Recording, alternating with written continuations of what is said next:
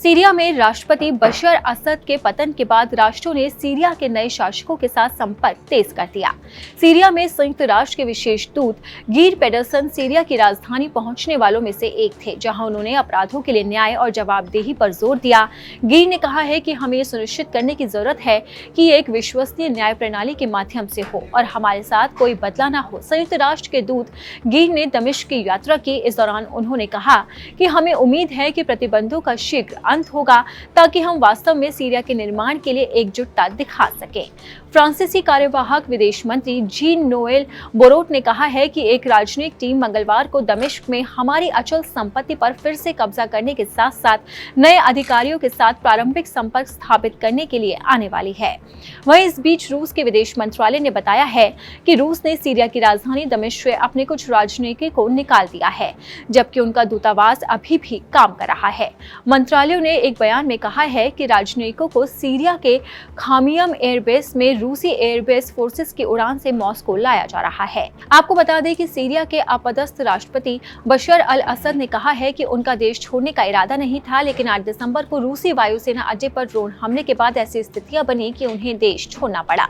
दमिश्क पर इस्लामिक संगठन के कब्जे और असद के सीरिया छोड़ने के बाद 8 दिसंबर की स्थितियों पर पहली बार उनका बयान सामने आया है। रूस में शरण लिए असद ने फेसबुक पोस्ट में कहा है कि वो 7 दिसंबर की रात तटवर्ती लालतिया के प्रांत में स्थित वायुसेना एयरबेस पर लड़ाई की योजना बनाने के लिए गए थे, लेकिन उसी समय रूसी अड्डे पर कई ड्रोन से हमला किया गया। इसके बाद उन्हें देश छोड़ने की सलाह दी गई। मॉस्को के लिए वो रवाना हो गए। असद ने उन चर्चाओं को खारिज किया है जिसमें कहा गया है कि उन्होंने योजनाबद्ध तरीके से सीरिया छोड़ा था। उन्होंने कहा कि उनके पद छोड़ने या किसी देश में शरण लेने या किसी को भी प्रस्ताव भेजने की कोई योजना नहीं थी। वो आतंकियों के खिलाफ लड़ाई लड़ना चाहते थे, लेकिन अचानक स्थितियां बदल गई और उन्हें देश छोड़ने के लिए मजबूर होना पड़ा।